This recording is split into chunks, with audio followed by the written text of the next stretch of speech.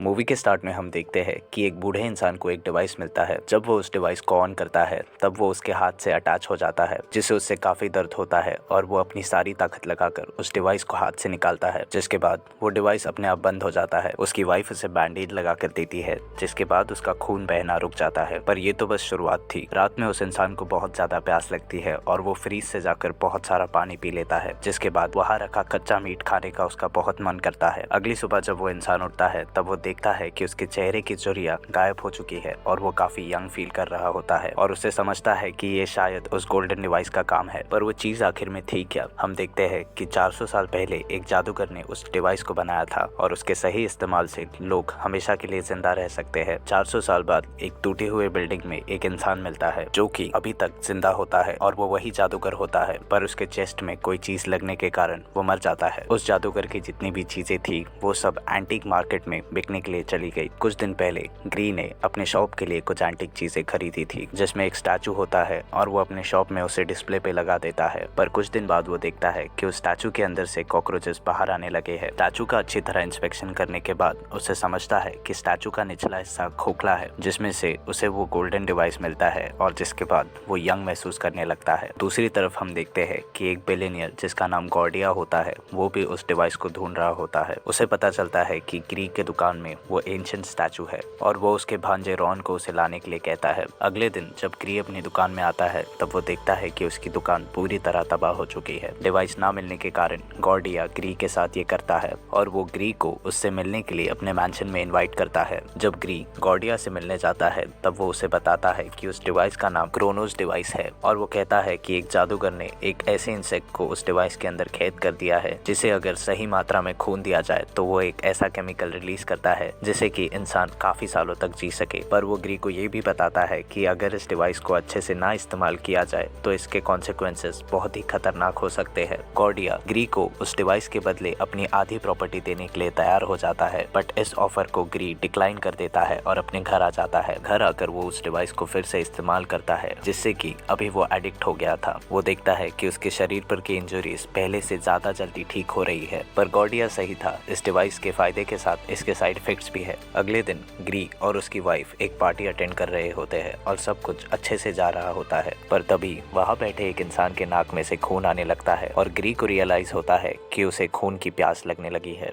वो उस इंसान का पीछा करता है और बाथरूम तक पहुंच जाता है और नीचे गिरे हुए खून को बड़ी ही अजीब तरह से चाटने लगता है। जब वो उस गिरे हुए खून को एंजॉय कर रहा होता है तब कोई तो वहाँ आ जाता है और उसे मार कर बेहोश कर देता है। जब उसे होश आता है तब वो रॉन के साथ होता है। रॉन ग्री से उस डिवाइस के बारे में पूछता है और कहता है कि वो उसे वो डिवाइस दे दे, पर वो डिवाइस देने से ग्री मना कर देता है। इसीलिए रॉन उसे मारता है और उसे कहता है कि वो नहीं चाहता कि उसके दादाजी को ये डिवाइस मिल जाए, क्योंकि फिर वो अपने दादा की प्रॉपर्टी नहीं ले पाएगा। जिसके बाद रॉन ग्री को गाड़ी के डिक्की में बंद कर देता है और उसे पहाड़ी पर से धक्का मार देता है और क्रैश के बाद वहाँ एक विस्की की बोतल फेंक देता है ताकि पुलिस को लगे कि ये ड्रिंक एंड ड्राइव का केस है।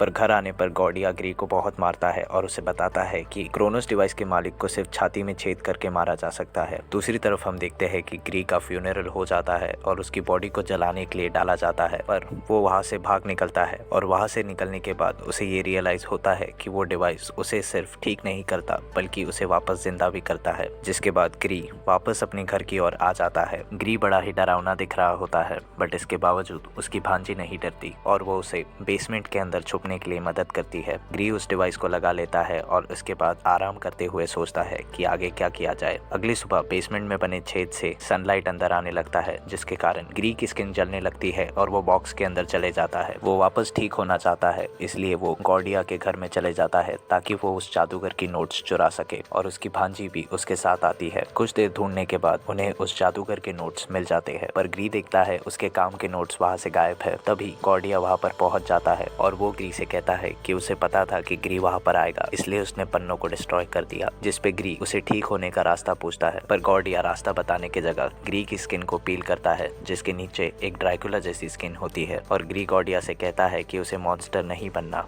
गॉर्डिया ग्री को वो रास्ता बताने के लिए तैयार हो जाता है, बट जिसके बदले उसे वो डिवाइस चाहिए। जब ग्री उस डिवाइस को बाहर निकालता है तब गॉर्डिया ग्री के पेट में चाकू मार देता है, जिसके बाद वो उसके छाती में चाकू मारने ही वाला था, जिसके पहले ग्री की नेफ्यू वहाँ आ जाती आती है और उसे बचा लेती है। रॉन जब वहाँ पहुँचता है तब वो देखता है कि गॉर्डिया मरने वाला होता है, बट उसे बचाने की जगह रॉन उसे मार देता है ताकि वो उसकी प्रॉपर्टी ले सके। तभी रॉन को कुछ आवाजें सुनाई देती है और उसे ग्री भागते हुए दिखता है। वो ग्री का पीछा करता है और कमजोर ग्री को बहुत ही ज्यादा मारता है, पर तभी ग्री दिमाग लगाता है और रॉन को लेकर वहां से नीचे कूद जाता है और वो दोनों मर जाते हैं। बट कुछ देर बाद डिवाइस की वजह से ग्री वापस जिंदा हो जाता है, जिसके बाद ग्री को रियलाइज होता है कि उसे एक मॉन्स्टर नहीं बनना और वो डिवाइस को तोड़ देता है। और मूवी के आखिरी सीन में हम देखते हैं कि ग्री अपने वाइफ और अपने भांजी के साथ होता है, जहां वो अपनी आखिरी सांसें लेता है। अगर आपको ये वीडियो पसंद आई तो इसे लाइक कर दीजिए और चैनल को सब्सक्राइब कर दीजिए और मिलते हैं अगले वीडियो में।